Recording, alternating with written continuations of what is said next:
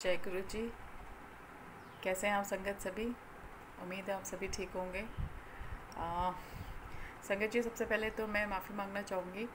बीच में कुछ personal videos इस ग्रुप में गलती से फॉरवर्ड हो गई थी, जो कि मेरा जो दूसरा चैनल है यूट्यूब का, उस पर हमने डालनी थी, बट वो गलती से इसमें कब चली गई और हमारी भी गलती रही कि हमने ध्यान नहीं दिया कि वो कौन से वाले चैनल पे अपलोड हो रही हैं।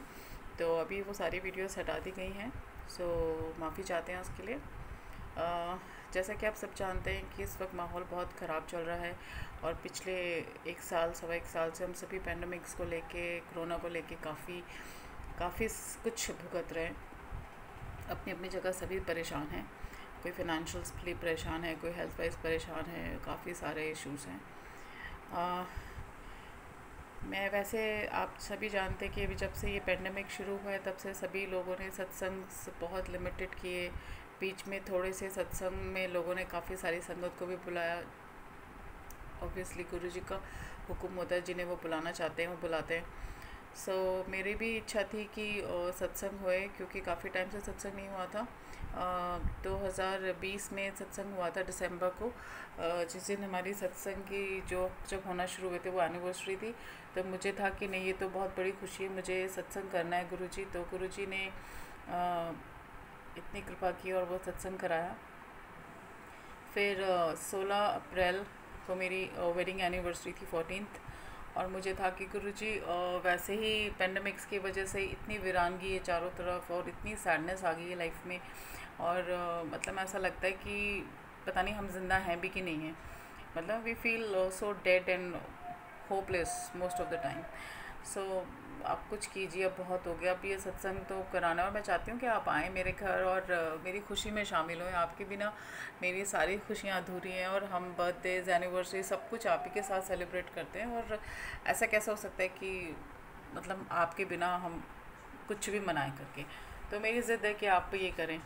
तो मेरे हस्बैंड ने कहा कि ठीक है, ऐसा करते हैं, फिर हम डेट डिसाइड करते हैं। तो कुछ डेट डिसाइड नहीं हो रही थी, और हम कभी कोई डेट, कभी कोई डेट, कभी कोई डेट। तो सडनली ही सेट ऐसा करते हैं कि 16 की है ना वेडिंग एनिवर्सरी, तो हम 16 को ही फ्राइडे को 6 से 7 का 5 से 7 का सत्संग करते हैं। तो मैं बहुत एक्साइटेड हुई, क्योंकि फ़र्स्ट टाइम इतने सालों में, पिछले 3 सालों में फ़र्स्ट टाइम कि गुरुजी ने इतनी मेहर करी कि सेम डे मेरा जो मेरी वेडिंग एनिवर्सरी सेलिब्रेट हुई। नहीं तो हमेशा एडवांस में ही हम सारे सत्संग करते थे गुरु जी के, चाहे वो वेडिंग एनिवर्सरीज़ हैं, चाहे वो बर्थडेज़ हैं।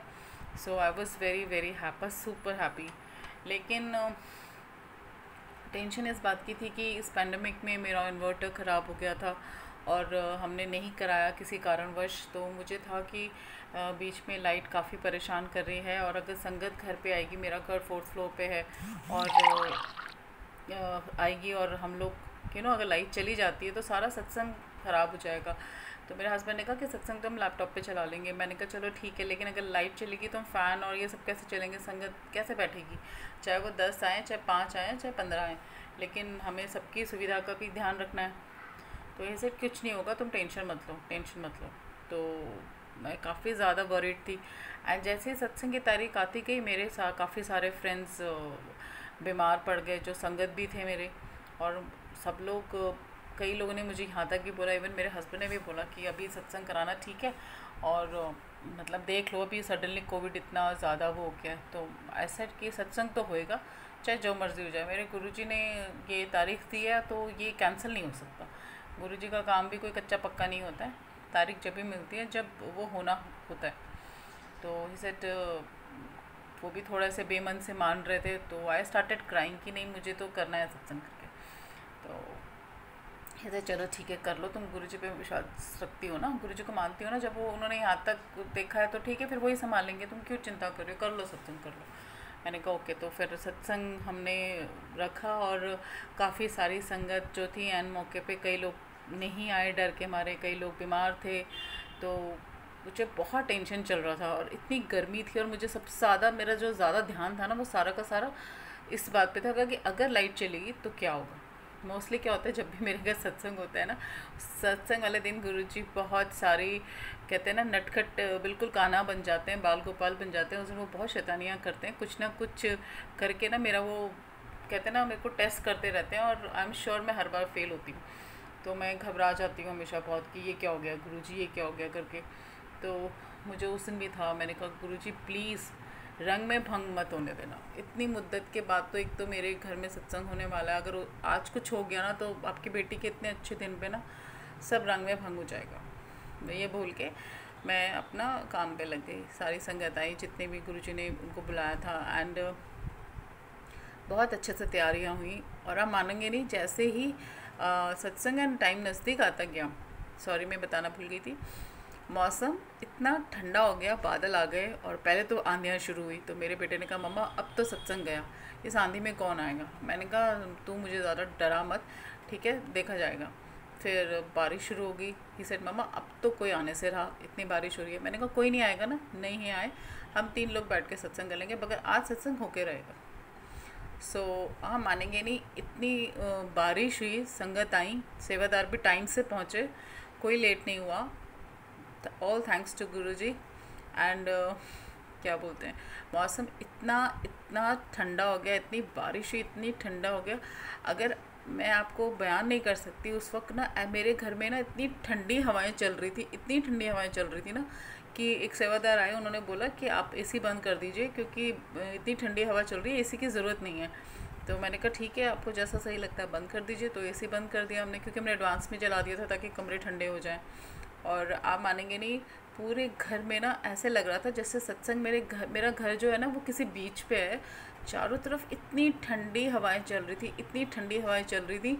और मतलब सारी जो जितनी भी डेकोरेशन हमने वॉल्स पे लगाई थी वो सब हवा में उड़ रही थी, और इतना कूल सा वेदर बन गया उस दिन। इतना ठंडा हो गया कि संगत खुशी के मारे झूम उठी। और कईयों ने तो बोला भी मुझसे कि मीरा आंटी आपके सत्संग वाले दिन ना बारिश ज़रूर होती है, ऐसा क्यों होता है। तो मैंने उनको ये बोला, मैंने कहा गुरुजी ना मुझसे बहुत प्यार करते हैं, तो वो पूरे ना धूम धड़ा के बैंड बाजे के साथ आते हैं। हम बैंड बजाते हैं ना, तो गुरुजी एक नेचुरल बैंड बजाते हैं। तो he is very happy when he once he comes to my home. I hope वो खुश होते होंगे मेरे घर आते हुए। सो अच्छे से सत्संग हुआ, बहुत अच्छे से हुआ, बिल्कुल भी लाइट नहीं गई, और इतना अच्छा सुहाना माहौल बन गया ना, मैं उसको शब्दों में बयान नहीं कर सकती। आप सभी जानते हैं संगत जी, जब गुरुजी कृपा करते हैं, सत्संग करवाते हैं, तो वो कुछ भी ना, किसी भी चीज़ की कोई गड़बड़, कोई कमी नहीं होने देते हैं। और इतना सुंदर सत्संग उस दिन हुआ, पूरे घर में इतनी ठंडी लहर दौड़ी कि सब ने ये बोला कि आज तो मीना आंटी मौसम इतना बढ़िया हो गया, गुरुजी ने इतना अच्छा मौसम कर दिया है, सारी गर्मी भगा दी। हम लोगों की इतनी हालत ख़राब थी, लेकिन देखो गुरुजी ने कितना प्यारा मौसम कर दिया। सो शुक्राना Guruji, thank you so so much. मैं हमेशा, मेरे को टेस्ट करते रहते हैं कि मैं क्या करूँगी, क्या रिएक्ट करूँगी, लेकिन हम इंसान हैं गुरुजी, हमें अपने पे ही पूरा विश्वास नहीं है, तो हम आपकी लीलाओं पे कैसे समझें और कैसे उस पर पूरी तरीके से सरेंडर करें। It's very difficult, but I hope आप सब समझते हैं, आप हमारी कमियां भी जानते हैं, हमारी डिफ़िकल्टीज़ भी जानते हैं, और आई एम श्योर आप हमें, आपके होते हुए हम कभी भी गलत ट्रैक पे नहीं जा सकते हैं। आपने आज तक हमें संभाला है, आप आगे भी संभालेंगे।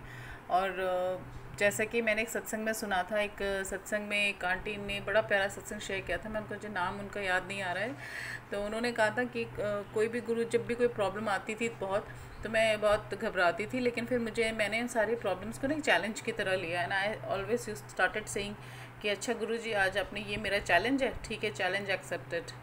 तो thank you to Nidhi aunty जिनका ये सत्संग है। आई होप अगर वो मेरा सत्संग सुने तो उनको समझ आ जाएगा कि मैं उनके बारे में बात कर रही हूँ। एंड आई एम सॉरी कि मैंने आपके बिना पूछे आपका नाम लिया, लेकिन गुरुजी अपना मैसेज अपने बच्चों के ज़रिए, अपनी संगत के ज़रिए ही हम सब तक पहुंचाते हैं। इसलिए गुरुजी हमेशा इस बात पे ज़ोर देते थे कि सत्संग सुनो और सुनाओ, क्योंकि हमारे जो, हम कई बार ना अक्सर दूसरों, नॉट कई बार, अक्सर दूसरों की गलतियों से ना अपनी गलतियां सुधारते हैं। जब हमें दूसरे संग, जैसे उन्होंने बोला कि मैं हर प्रॉब्लम को चैलेंज की तरह रहती हूँ, तो मेरे को इतनी फिजिकल हेल्थ इश्यूज़ होते रहते हैं आए दिन, छुटपुट भी, लेकिन कुछ ना कुछ लगा रहता था, तो मैं परेशान रहती थी। लेकिन अब मैंने बोलना शुरू किया, गुरुजी आपने दिए ना प्रॉब्लम, चैलेंज एक्सेप्टेड, आपने दिए ना, कोई बात नहीं, आप ही संभाल लोगे, आप मेरे डॉक्टर हो, मेरे सब कुछ हो, मैं तो कहाँ जाऊँगी, मैं तो अनाथ बेटी हूँ, मुझे कौन है, मेरा कौन है आगे पीछे, तो आप है ना मुझे संभालने के लिए। तो चैलेंज एक्सेप्टेड। एंड आप यकीन मानिए, ये बोलते ही ना वो चीज़ें ना ऐसे क्योर होनी शुरू हो जाती है ना कि मेरा दिल भर आता है कि गुरुजी सचमुच कितना सिंपल है ना आपकी आराधना करना, आपको मानना, लेकिन फिर भी हम इतनी इतनी मिस्टेक्स कर जाते हैं। आई एम सो सॉरी गुरुजी, आपने मेरे मेरे परिवार के लिए बहुत कुछ किया है, इतना कुछ दिया है ना कि मैं शायद हर सांस पर भी शुक्राना लिखूं तो भी कम है। और बहुत गलतियां करते हैं गुरुजी हम, हालात बहुत बुरे हैं दुनिया में, और पिछले 1 सवा सालों से हम सब कैदी हैं, आसपास इतनी मौतें हो रही हैं, इतने बीमार हैं सारे, वो सब देख देख के दिल इतना नेगेटिव हो जाता है कई बार कि उम्मीद ख़त्म होने लगती है। और लेकिन जब जब हमने आपके स्वरूप की तरह आपको देखा है, आपकी मुस्कान को देखा है ना, आपके भजन सुने, सत्संग सुने, तो उसने हमेशा हमें ये उम्मीद दी है, ये आस दी है कि सब ठीक होगा एक दिन। हर रात के बाद सुबह है। इतनी परीक्षाओं में हम फेल होने के बावजूद भी ना आप अपनी कृपा बरसाना कम नहीं करते, और हम भूल जाते हैं छोटी छोटी प्रॉब्लम में कि गुरुजी ने हमें क्या दिया है। हम लोगों को सब मटेरियलिस्टिक चीज़ें ही नज़र आती हैं, हमें लगता है कि बस अब गुरुजी आ गए हैं तो बस हमारी लाइफ में कुछ गलत होना ही नहीं चाहिए। हम भूल जाते हैं कि हम इतने सारे कर्म करके आए हैं। जैसे स्कूल में हम हर क्लास में जाते हैं, और हर क्लास में आगे जाते जाते हर क्लास में हमारा एग्ज़ाम टफर होता जाता है ना, फ्रॉम KG टू ग्रेजुएट। तो ऐसे ही आपकी भी क्लासेस हैं, और हर क्लास में हमारा एग्ज़ाम टफ होता जाएगा, लेकिन उसका परिणाम बहुत अच्छा होगा। But I am so sorry Guruji, इतनी सारी मेहर के बाद भी इतना आपने मेरे को प्यार दिया, इतना सहारा दिया है कि मैं शब्दों में नहीं कभी बयां कर पाऊँगी। आपका मेरा रिलेशनशिप, आपका अपने हर बच्चे, हर संगत के साथ रिलेशनशिप बहुत स्पेशल है। आप सबको बहुत प्यार करते हैं। आपके लिए कोई अमीर नहीं है, आपके लिए कोई गरीब नहीं है, आपके लिए कोई बड़ा अच्छा भक्त नहीं है। कोई बहुत पूजा पाठ करता है तो वो आपका ख़ास है, जो कम सिमरन करता है वो आपका कम खास है, ऐसा कुछ नहीं है। आप सबको बहुत संभालते हैं। आप तो उन लोगों को भी संभालते हैं जो हमसे जुड़े हैं मगर आपको नहीं मानते। उसके बावजूद भी हम कैसे भटक जाते हैं गुरुजी। हम बहुत मूर्ख हैं, मैं बहुत मूर्ख हूँ गुरुजी। मुझे मेरे परिवार को, अपनी सारी संगत को सही राह पे लाना। इस वक्त कोविड ने दुनिया को बहुत तबाह कर रखा है। जो आपको नहीं भी जानते ना गुरुजी, उनकी भी रक्षा करना, सबको इस भंवर से, इस मौत के दलदल से बाहर निकालना गुरुजी। मैं, मेरा परिवार और हज़ारों लाखों संगत आपके भरोसे है गुरुजी। किसी का विश्वास मत टूटने देना। अगर यही वक्त है आपको और हमारा रिलेशनशिप मजबूत बनाने का गुरुजी। हम तो पल पल इम्तिहान देते हैं, शायद इस बार आपको भी इम्तिहान देना पड़ेगा। आपको भी हमारा साथ और मजबूती से निभाना है, ताकि हमारे बच्चों पे, हमारे परिवार पे, हमारे अपनों पे, हमारे पराये पे, किसी पे भी कोई आँच नहीं आए गुरुजी। सब पे मेहर करना, सबको अपने चरणों से लगाना, सबका बेड़ा पार करना Guruji. Thank you Guruji, thank you so much for everything. संगत जी, मैं जानती हूँ इस वक्त माहौल बहुत ख़राब है और आसान नहीं है वो भगवान की राह पे चलना। ख़ास तौर से उन लोगों ने जिन्होंने अपने खोए हैं स्थान, जिन्होंने जॉब्स खोई हैं। मैं सिर्फ उनसे इतनी हाथ जोड़ के प्रार्थना करती हूँ कि प्लीज़ गुरुजी पे विश्वास रखिए। आज ये दुख बहुत तकलीफ़ में है, ये सिर्फ एक राय नहीं है। मैं बहुत तकलीफ़ों से गुजरी हूँ। आप मेरे पुराने सत्संग सुनेंगे तो आपको पता चलेगा कि I have gone through so much pain in my life, physically, mentally, financially, health wise, everything. But आज मैं ज़िंदा हूँ, अपने पैरों पे खड़ी हूँ, तो सिर्फ अपने मालिक की वजह से। I'm so sorry। तो आप विश्वास रखिए, जो होना था वो हो गया। मजबूत बनिए, गुरुजी पे विश्वास रखिए। ये कहते हैं ना, हर तूफ़ान के बाद ना बहुत अच्छा मौसम आता है, फिर से फूल खिलते हैं, फिर से बाहर आती है। हम सबकी ज़िंदगी में दोबारा बाहर आएगी, आपकी ज़िंदगी में भी आएगी। प्लीज़ स्ट्रॉन्ग बनिए, गुरुजी के सत्संग सुनते रहिए। जितना मन नेगेटिव होए ना, उतना सत्संग सुनिए, उतने भजन चलाइए। मैं भी यही करती हूँ। जब मेरे को लगता है ना कि बस चारों तरफ जैसे मौत का सन्नाटा है और बहुत नेगेटिविटी हो गई है, तो सुबह उठते ही सबसे पहले मैं भजन ऑन कर देती हूँ। चाहे मैं नहीं भी सुनूँ ना, वो चलते हैं, और 5 मिनट, 10 मिनट, 15 मिनट बाद मेरा ध्यान उन पर जाने लगता है और सारी नेगेटिविटी खुद से खुद ख़त्म हो जाती है। तो ये वक्त है गुरुजी के पाँव पड़ने का, अपने हर गुनाहों से माफ़ी मांगने का, हर उस उस घमंड के लिए, उस अहंकार के लिए, उस बुराइयों के लिए जो हम लोगों को पता ही नहीं चलती हम क्या क्या कर जाते हैं। तो गुरुजी, हे गुरुजी महाराज, ये बख्शनहार हम सबको माफ़ कर। हम बहुत बड़े गुनहगार हैं गुरुजी, और आगे भी गलतियां करते रहेंगे क्योंकि हम नादान हैं, हमें अक्ल नहीं है।